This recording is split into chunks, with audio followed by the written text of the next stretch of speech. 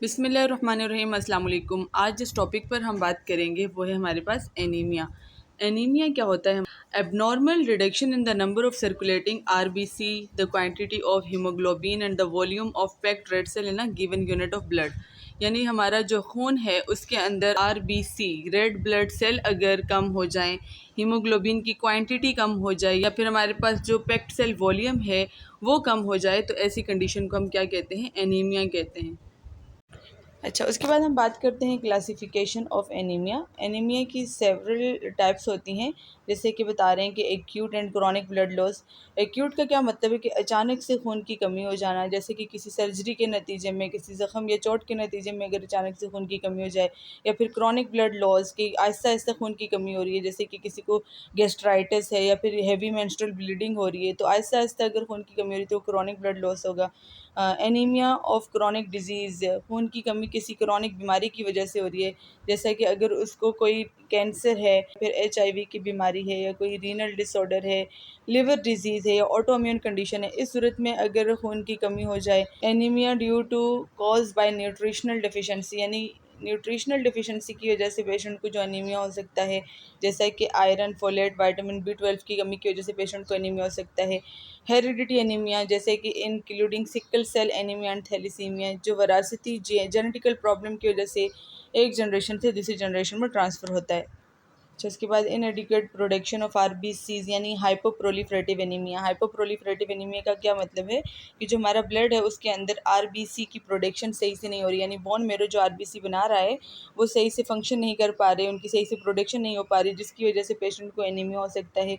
इसके अलावा excessive destruction of RBC, जिसे हीमोलाइसिस भी कहते हैं। हीमोलाइसिस का मतलब है कि जो आरबीसी हमारे ब्लड के अंदर है उनकी डिस्ट्रक्शन हो रही है, यानी वो टूट रहे हैं किसी भी वजह से। अगर आरबीसीज टूटना शुरू हो जाएं तो उसकी वजह से एनीमिया हो सकता है। अच्छा, उसके अलावा जो एनीमिया है वो हेरिडिटी भी हो सकता है, यानी एक जनरेशन से दूसरी जनरेशन में ट्रांसफ़र भी हो सकता है कोई जेनेटिकल प्रॉब्लम की वजह से। तो ये तमाम क्लासिफिकेशन है हमारे पास एनीमिया की। अच्छा, अभी हम बात करते हैं साइन सिम्टम, यानी ऐसे कौन से साइन हैं जो एनीमिया में देखने को मिलते हैं। तो इनमें सबसे पहले बता रहे हैं फटीग। फटीग का मतलब है थकावट महसूस होना। पेशेंट को हर वक्त थकावट महसूस होगी, चाहे वो पूरे दिन में कोई काम करे या ना करे, वो हर वक्त थका थका रहेगा। इसकी वजह ये होती है कि जो हमारे आरबीसी होते हैं ना, रेड ब्लड सेल, उनमें हीमोग्लोबिन मौजूद होता है। और ये जो हीमोग्लोबिन है ये क्या करती है, ये ऑक्सीजन को जो है अपने साथ बाइंड करके पूरी बॉडी के टिश्यूज़ तक लेके जाती है, और जिसके नतीजे में ऑक्सीजन की मौजूदगी में हमारी बॉडी में एनर्जी बनती है। लेकिन जब हमारी बॉडी के अंदर हीमोग्लोबिन की कमी हो जाएगी तो जिसकी वजह से क्या होगा कि ऑक्सीजन उसके साथ बाइंड करके बॉडी तक सप्लाई नहीं होगी, और ऑक्सीजन की वजह से हमारी बॉडी में एनर्जी बनती है।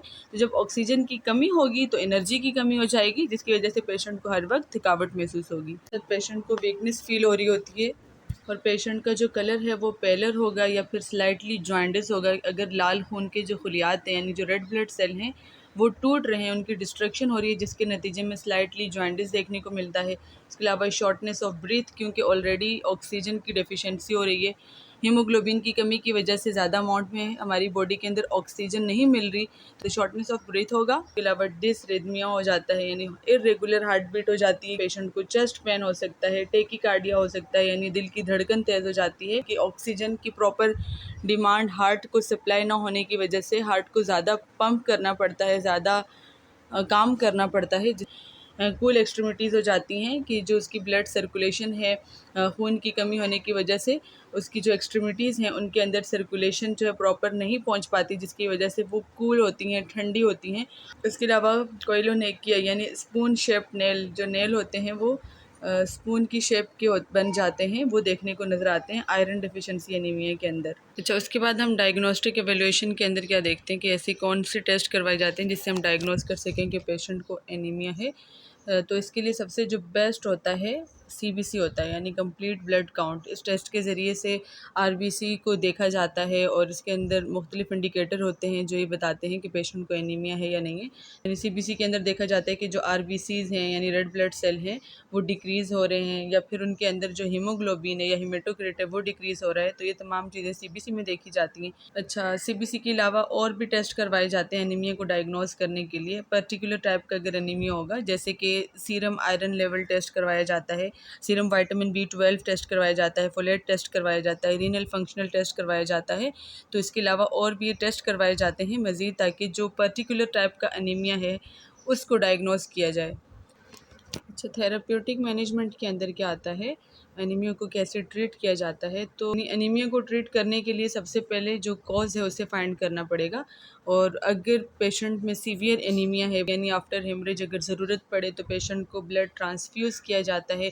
उसके अलावा न्यूट्रिशनल सपोर्ट के ज़रिए से पेशेंट के एनीमिया को ट्रीट किया जाता है। अगर आयरन की डेफिशिएंसी है तो उसे आयरन सप्लीमेंट देने चाहिए। अगर विटामिन B12 B9 इन तमाम चीज़ों की डेफिशिएंसी है तो फिर वो सप्लीमेंट के ज़रिए से इसको ट्रीट किया जाता है। इसके अलावा अगर हम सपोर्टिव केयर की बात करें तो इसमें IV फ्लूइड रिप्लेस किए जाते हैं, पेशेंट को ऑक्सीजन थेरेपी दी जाती है, बेड रेस्ट रिकमेंड की जाती है। तो इन तमाम चीज़ों से हम पेशेंट के एनीमिया को मैनेज करते हैं।